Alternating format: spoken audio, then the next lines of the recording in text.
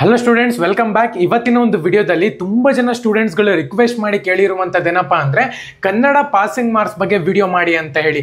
Actual ಆಗಿ PDF ಎಲ್ಲನೂ ಕೂಡ ಪ್ರೊವೈಡ್ ಮಾಡಿನೂ ಕೂಡ ಕನ್ನಡ ಪಾಸ್ ಆಗಕ್ಕೆ ನೀವು ಒದ್ದಾಡ್ತಿದ್ದೀರಾ ಅಂದರೆ ನಾನು ಏನು ಹೇಳಿ ತುಂಬ ಜನ ನಿನ್ನೆಯಿಂದನೂ ಕೂಡ ಎಲ್ಲ ವಿಡಿಯೋದಲ್ಲೂ ಕೂಡ ಕನ್ನಡ ಪಾಸಿಂಗ್ ಬಗ್ಗೆ ವಿಡಿಯೋ ಮಾಡಿ, ಕನ್ನಡ ಪಾಸಿಂಗ್ ಬಗ್ಗೆ ವಿಡಿಯೋ ಮಾಡಿ. ಸೊ ಇದಾದ್ಮೇಲೆ ಇವತ್ತೇನೆ ಸೋಷಿಯಲ್ ಬಗ್ಗೆನೂ ಕೂಡ ವಿಡಿಯೋ ಬರುತ್ತೆ. ಅವಾಗಲೇ ಮ್ಯಾಥಮೆಟಿಕ್ಸ್ ಮತ್ತು ಸೈನ್ಸ್ ಅಪ್ಲೋಡ್ ಮಾಡಿದ್ದೀನಿ. ಲಾಸ್ಟ್ ನಿಮಗೆ ಐ ಕಾರ್ಡ್ನಲ್ಲೂ ಕೂಡ ಬರುತ್ತೆ, ಈ ಕಡೆ ಐ ಕಾರ್ಡ್ನಲ್ಲೂ ಬರುತ್ತೆ, ಇಲ್ಲಾಂದ್ರೆ ಎಂಡ್ ಸ್ಕ್ರೀನಲ್ಲಿ ಬರುತ್ತೆ. ಒಂದ್ಸತಿ ಚೆಕ್ ಮಾಡ್ಕೊಳ್ಳಿ. ಲಾಸ್ಟ್ ಎಂಡ್ ಸ್ಕ್ರೀನಲ್ಲಿ 2 ವಿಡಿಯೋ ಹಾಕಿರ್ತೀನಿ. ಸೋಷಿಯಲ್ ಬೇಕಾ ಮ್ಯಾಥ್ಸ್ ಬೇಕಾ ಮ್ಯಾಥ್ಸ್ ಚೆಕ್ ಮಾಡಿ, ಇಲ್ಲ ಸೈನ್ಸ್ ಬೇಕಾ ಸೈನ್ಸ್ ಚೆಕ್ ಮಾಡಿ. ಇನ್ನು ಚಾನಲ್ಗೆ ಸಬ್ಸ್ಕ್ರೈಬ್ ಮಾಡ್ಕೊಂಡಿಲ್ಲ ಸಬ್ಸ್ಕ್ರೈಬ್ ಮಾಡ್ಕೊಳ್ಳಿ. ಎಕ್ಸಾಮ್ 2 ಎಕ್ಸಾಮ್ 3 ವಿಡಿಯೋನು ಕೂಡ ಬರ್ತಿರುತ್ತೆ. ಸಬ್ಸ್ಕ್ರೈಬ್ ಮಾಡ್ಕೊಂಡ್ರಾ? ಡನ್. ಬನ್ನಿ ವಿಡಿಯೋನ ಸ್ಟಾರ್ಟ್ ಮಾಡೋಣ ಅಂತೆ. ಮೊದಲನೇದಾಗಿ SSLC ಎಕ್ಸಾಮ್ನ ಕನ್ನಡ ಪಾಸಿಂಗ್ ಬಗ್ಗೆ ತುಂಬಾ ಜನ ಬಂದ್ಬಿಟ್ಟು ಕ್ವಶನ್ನ ಕೇಳ್ತಿದ್ರಿ. ಸೊ ಇವತ್ತಿನ ಒಂದು ವಿಡಿಯೋದಲ್ಲಿ ಕಂಪ್ಲೀಟ್ ಇನ್ಫಾರ್ಮೇಶನ್ ತಿಳಿಸ್ಕೊಡ್ತೀನಿ, ಯಾವ ರೀತಿ ಸಿಂಪಲ್ ಕನ್ನಡ ಪಾಸ್ ಆಗೋದು ಅಂತೇಳಿ. ಎಷ್ಟು ಸಿಂಪಲ್ ಅಂದ್ರೆ ಅಷ್ಟು ಸಿಂಪಲ್ ಆಗಿ ನೀವು ಕನ್ನಡ ಪಾಸ್ ಆಗ್ಬಹುದು, ಕನ್ನಡ ಒಂದು ವೇಳೆ ನೀವು ಫೇಲ್ ಆಗಿದ್ದೀರಾ ಅಂದ್ರೆ. ಮೊದಲನೇದಾಗಿ MCQs ಇರುತ್ತೆ. MCQs ಬಂದ್ಬಿಟ್ಟು 6 ಮಾರ್ಕ್ಸ್ ಇರುತ್ತೆ. ಸರಿ, ನಿಮ್ಗೆ MCQs 1-2-3 ಗೊತ್ತಿದೆ, ಅದು ಕೂಡ ತಪ್ಪು ಗೊತ್ತಿದೆ. 6ರಲ್ಲಿ ನಾನು ಏನೋ ಒಂದು ಟಿಕ್ ಹಾಕ್ತೀನಿ ಅಂದ್ರೂ ಕೂಡ ಒಂದು 4 ಮಾರ್ಕ್ಸ್ ಅಂತೂ ನಿಮ್ಗೆ ಸಿಗುತ್ತೆ. ಓಕೆನಾ? 4 ಮಾರ್ಕ್ಸ್ ಅಂತೂ ಖಂಡಿತವಾಗ್ಲೂ ಕೂಡ ಸಿಗುತ್ತೆ. ಆ ಕಡೆ ಕೇಳಾಗ್ತಿರೋದು ಏನು ಮಾಡ್ತಿರೋ ಗೊತ್ತಿಲ್ಲ. ನೀವೇ 6 ಹಾಕಿದ್ದೀರಾ ಅಂದರೆ ಒಂದು 3ರಿಂದ 4 ಕರೆಕ್ಟ್ ಆಗಿರುತ್ತೆ. ಓಕೆನಾ? ಇದು ಡನ್. MCQ ಅಲ್ಲಿ 4 ಮಾರ್ಕ್ಸ್ ಸಿಕ್ತು ನಿಮಗೆ. ನೆಕ್ಸ್ಟು 1 ಮಾರ್ಕ್ಸ್ ಕ್ವಶನ್ ಬಂದ್ಬಿಟ್ಟು 7 ಮಾರ್ಕ್ಸಿಗಿರುತ್ತೆ. 7 ಮಾರ್ಕ್ಸಲ್ಲಿ ನಿಮಗೆ 1 ಮಾರ್ಕ್ಸ್ ಕ್ವಶನ್, ನೀವು 10th ಸ್ಟೂಡೆಂಟ್ಸು 1 ಮಾರ್ಕ್ಸ್ ಕ್ವಶನ್ ನಿಮಗೆ ಗೊತ್ತಿಲ್ಲ ಅಂದರೆ ಏನು ಹೇಳಿ. ಸರಿ ಆಯಿತು, 1 ಮಾರ್ಕ್ಸ್ ಕ್ವಶನ್ನಲ್ಲಿ ಒಂದು 5 ಉತ್ತರ ಗೊತ್ತಿದೆ ಅಂತ ಅಂದ್ಕೊಳ್ಳಿ. 5 ಮಾರ್ಕ್ಸ್ ಆಯಿತು.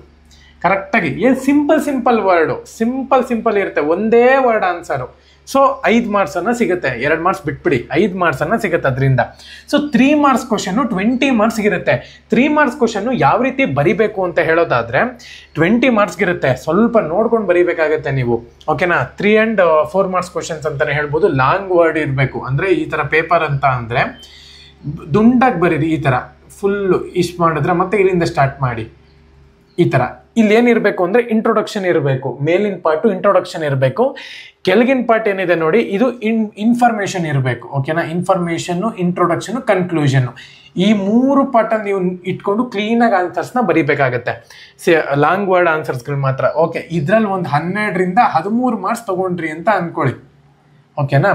13 ಮಾರ್ಕ್ಸ್ ತೊಗೊಂಡ್ರಿ. ಕವಿ ಪರಿಚಯ ಅನ್ನುವಂಥ ತುಂಬ ಇಂಪಾರ್ಟೆಂಟು. ಇದರಲ್ಲಿ ಒಂದು ಟ್ರಿಕ್ಸ್ ಉಪಯೋಗಿಸ್ಬೇಕಾಗತ್ತೆ ನೀವು. ಲಾಸ್ಟ್ 4 ಇಯರ್ಸ್ ಪೇಪರ್ ತಗೊಳ್ಳಿ, ರಿಪೀಟೆಡ್ ಆಗಿರುವಂಥ ಒಂದು ಕವಿ ಪರಿಚಯನ ಒಂದು ಓದ್ಕೊಳ್ಳಿ, ಮತ್ತೆ ಯಾವುದು 4 ಇಯರ್ಸ್ನಲ್ಲಿ ಬಂದಿಲ್ಲ ಅದೊಂದು ಓದ್ಕೊಳ್ಳಿ. ಸೊ ಈ ರೀತಿ ಶಫಲ್ ಮಾಡ್ಕೊಂಡು ನೀವು ಕವಿ ಪರಿಚಯ ಬರೀಬೇಕಾಗತ್ತೆ. ಕವಿ ಪರಿಚಯ ನಿಮಗೆ ಗೊತ್ತಿದೆ, ಒಂದು ರೇಂಜಿಗೆ ಬರ್ದಿದ್ದೀರಾ ಅಂದ್ರೂ ಕೂಡ ಬರೀರಿ. ಆ ಹೆಸರು ಗೊತ್ತಿದೆ, ಸ್ಥಳ ಗೊತ್ತಿದೆ, ಅದು ಗೊತ್ತಿದೆ, ಒಂದು 4 ಲೈನ್ ನೀವೇ ಸೇರಿಸಿ ಬರೀರಿ. ಏನೋ ಅವ್ರ ಪ್ರಶಸ್ತಿಗಳೆಲ್ಲನೂ ಕೂಡ ಸೇಮೇ ಇರುತ್ತೆ. ಕರ್ನಾಟಕ ರತ್ನ, ವಿಭೂಷಣ ಅವೆಲ್ಲ ಕ್ಲೀನಾಗಿ ಬರೆದ್ಬಿಡಿ ಅಷ್ಟೇ, ಇನ್ನೇನಿಲ್ಲ.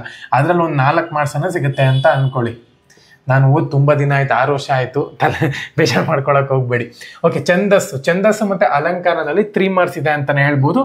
2 ಮಾರ್ಕ್ಸ್ ತೊಗೊಂಡ್ರಿ ಅಂತ ಅಂದ್ಕೊಳ್ಳಿ. ಓಕೆನಾ?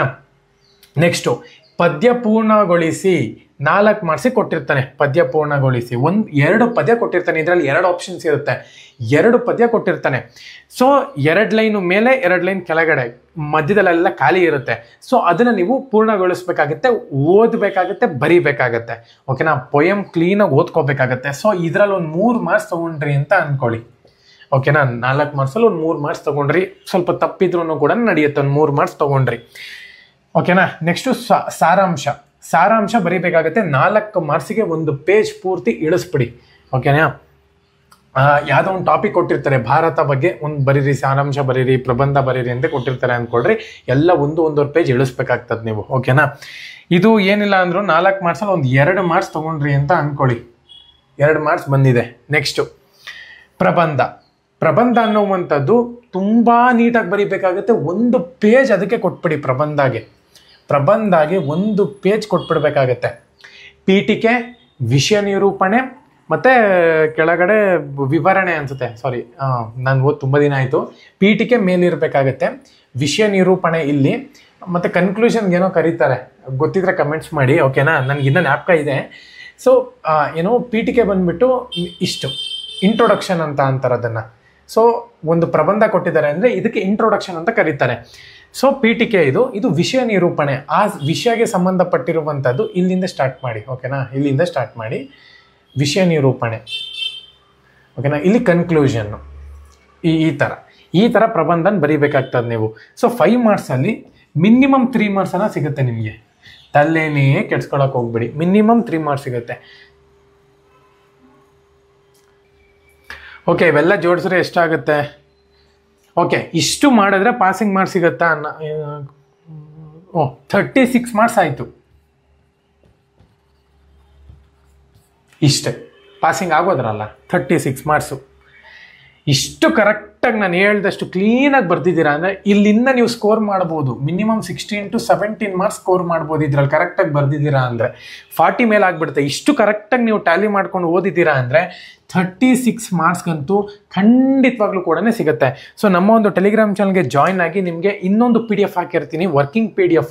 ಅದನ್ನು ಕೂಡ ಚೆಕ್ ಮಾಡ್ಕೊಳ್ಳಿ. ಹೊಸ PDF ನಿಮಗೆ ತುಂಬ ಯೂಸ್ ಆಗುತ್ತೆ. ಇನ್ನು ಚಾನಲ್ಗೆ ಸಬ್ಸ್ಕ್ರೈಬ್ ಮಾಡ್ಕೊಂಡಿದ್ರೆ ಸಬ್ಸ್ಕ್ರೈಬ್ ಮಾಡಿಕೊಂಡು ಬೆಲ್ ಐಕಾನ್ನ ಕ್ಲಿಕ್ ಮಾಡೋದು ಮರಿಬೇಡಿ. ಎಲ್ಲರಿಗೂ ಕೂಡ all the best. Jai Hind.